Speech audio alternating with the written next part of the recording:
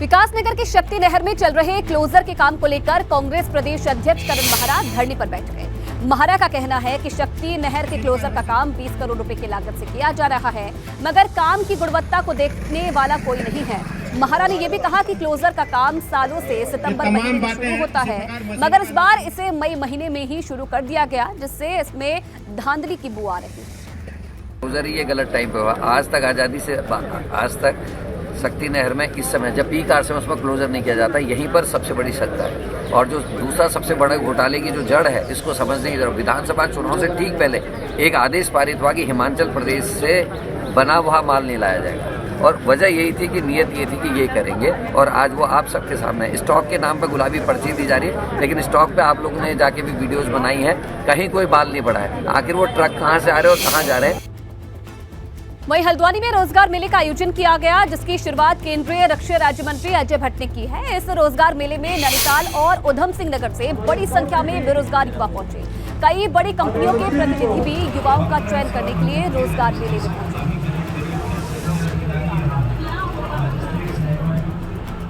हमारे इस मंडल से वहीं मसूरी में मौसम ने करवट बदली है। तेज हवाओं के साथ बारिश इस कदर हुई कि रोड पर जल भराव हो गया। मॉल रोड पर तो सड़क तालाब नजर आने लगी। ये नजारा ऐसा लगा कि यहाँ कोई तालाब हो। वहीं बारिश के साथ ओले भी गिरे, जो सड़क पर इस कदर बिछ गए कि सड़क सफेद हो गई। और ये दो तस्वीरें आप देख रहे हैं मसूरी की, देखिए किस तरीके से हालात हैं वहां।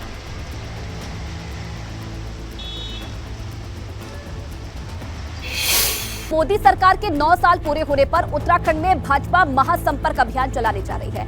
30 मई से इसकी शुरुआत होने जा रही है। मुख्यमंत्री धामी ने कहा है कि मोदी सरकार के 9 साल सेवा, सुशासन और गरीब लोगों को समर्पित रहे हैं। सीएम ने कहा कि आज सरकार की हर योजना आसानी से लोगों तक पहुंच रही है और केंद्र सरकार की योजनाओं से हर वर्ग का कल्याण हुआ है। सीएम धामी ने यह भी कहा कि पीएम के नेतृत्व में केदारनाथ और बद्रीनाथ में बड़े काम चल रहे हैं, तो वहीं हेमकुंड में रोपवे का काम भी किया जा रहा है। कार्यक्रम के दौरान केंद्रीय राज्य मंत्री संजीव बालियान भी मौजूद रहे। उन्होंने भी मोदी सरकार के कार्यकाल की तारीफ की। 9 सालों में जिस प्रकार से उत्तराखंड में हर क्षेत्र में काम हुआ है, चाहे वो हम भारतमाला परियोजना की सड़कों की बात करें या 4 धाम ऑल वेदर रोडों की बात करें, शिक्षा का क्षेत्र हो, चिकित्सा का क्षेत्र हो या हवाई सेवाओं का क्षेत्र हो, हर क्षेत्र में अभूतपूर्व रूप से काम हुआ है। और उन्होंने बाबा केदार की भूमि से ये कहा था कि 21वीं सदी का ये तीसरा दशक उत्तराखंड का दशक होगा। सबको 99 परियोजनाओं को पूरा करने का काम 2014 से 19 के बीच में इस सरकार ने किया, जो 50 साल तक लटकी है। ये उनमें से कुछ परियोजनाएं हैं जो 40-40 साल पुरानी थी। चलिए, अब रेलवे स्टेशन अब आपके लिए जरूर निश्चित रूप से अच्छे होंगे, और मैं तो कहूंगा 1920 में मेरा मुजफ्फरनगर का रेलवे स्टेशन बना था मुख्यमंत्री जी। 1920 में अंग्रेजों ने बनवाया था। 1920 के बाद उस पर सफेदी तो हुई पर प्लास्टर नहीं हुआ। 1920 के बाद सीधा 2017-18 में मेरा रेलवे स्टेशन बना, और कभी आप गुजरेंगे वहां से तो शायद ये देखेंगे एक छोटे शहरों के रेलवे स्टेशन भी अब कम है। प्रत्येक व्यक्ति के दरवाजे तक जाना है, और जैसे मैंने शुरू में कहा कि 9 वर्ष की उपलब्धियाँ, उस समय के 9 वर्ष के बालक तक जो आज 18 वर्ष का मतदाता हो गया, उस तक हमको पहुँचाना है। और इस दृष्टि से हमने कार्यक्रम तय किए हैं। अभी हमारे 5 लोकसभाओं के अंदर बड़ी सभाएं होंगी, उसमें केंद्रीय नेतृत्व का आना होगा।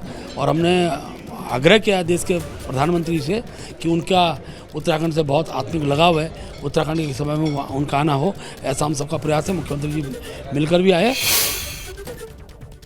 उत्तराखंड में निकाय चुनाव को लेकर नेताओं के बीच बयानबाजी शुरू हो गई है। कांग्रेस आरोप लगा रही है कि भाजपा निकाय चुनाव को टालना चाहती है और इसलिए ग्राउंड पर कोई तैयारी नहीं है। उधर भाजपा ने इस बार सफाई दी है।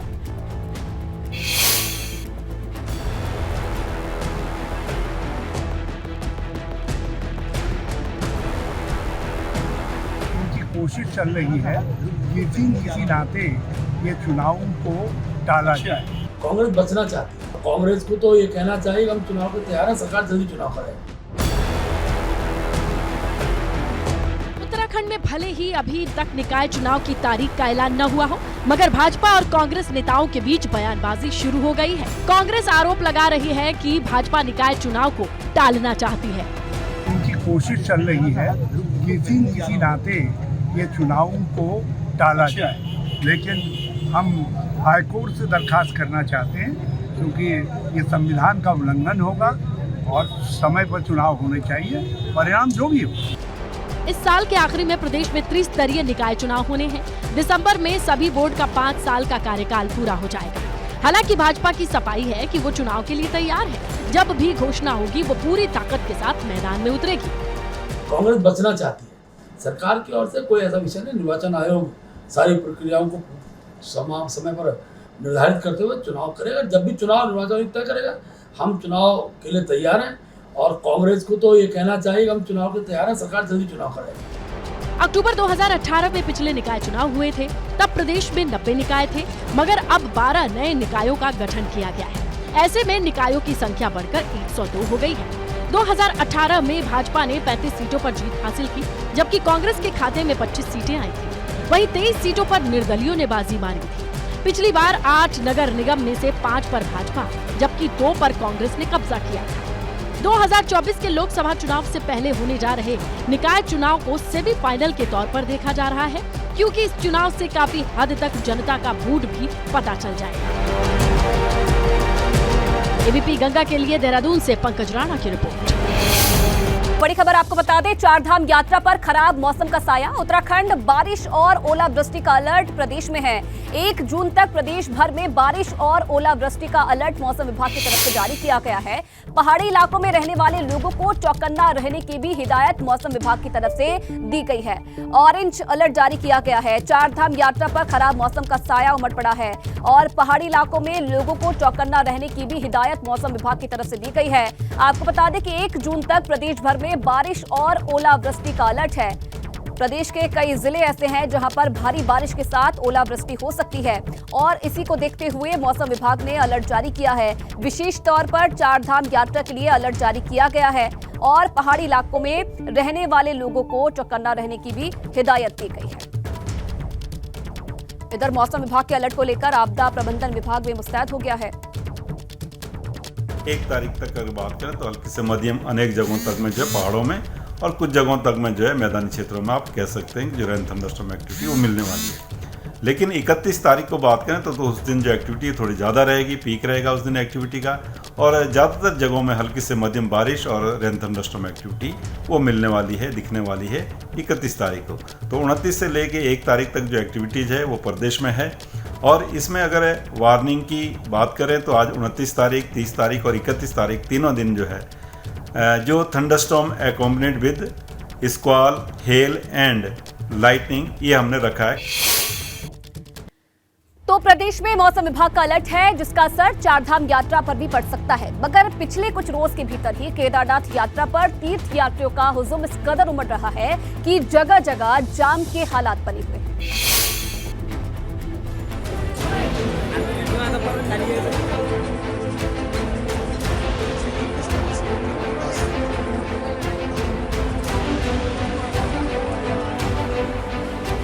बाबा केदार के दर, भक्तों की भीड़।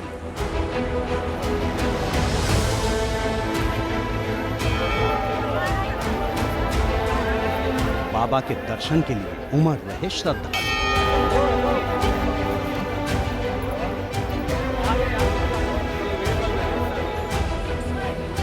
पंजीकरण की अनिवार्यता खत्म होते ही केदारनाथ धाम की यात्रा पर तीर्थ यात्रियों का हुजूम उमड़ रहा है। आलम यह है कि केदारनाथ धाम के मुख्य पड़ाव गौरीकुंड में पांव रखने तक की जगह नहीं।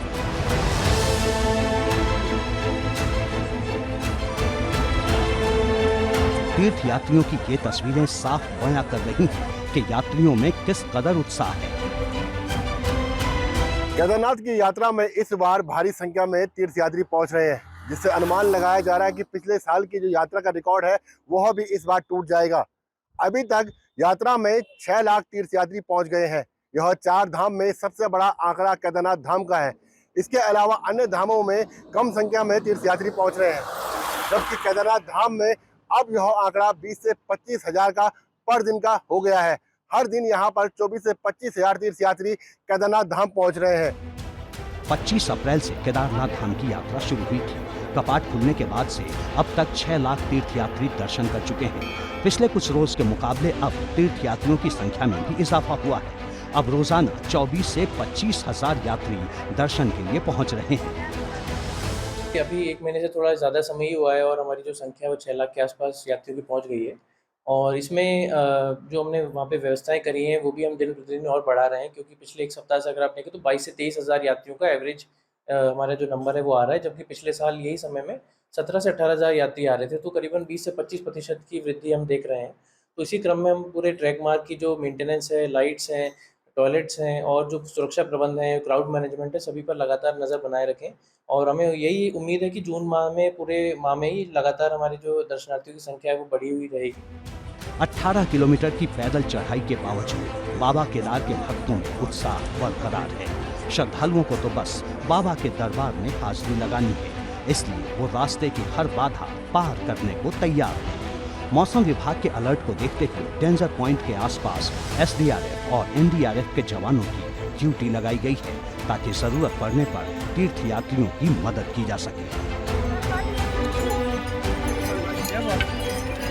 ABP गंगा के लिए रुद्रप्रयाग से रोहित डिमरी की रिपोर्ट।